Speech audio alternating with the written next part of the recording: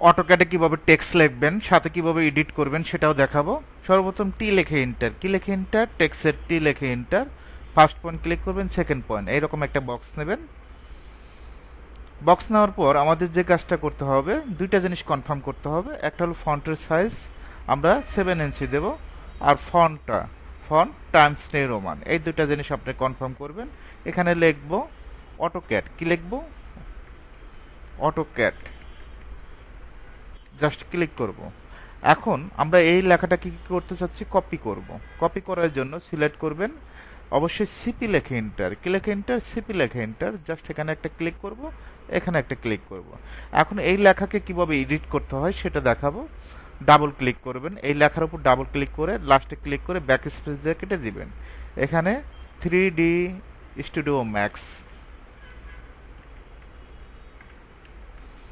আপনি যদি কিবোর্ড শর্টকাটে করতে চান ইডি লেখে এন্টার, এডিটের শর্টকাট ইডি লেখে এন্টার, জাস্ট এখানে একটা ক্লিক করবেন। আবার দেখাচ্ছি, ইডি লেখে এন্টার, জাস্ট একটা ক্লিক, এখানে একটা ক্লিক, এডিট অপশন আসবে, ব্যাক স্পেস, এখানে লিখবেন ইটেপস,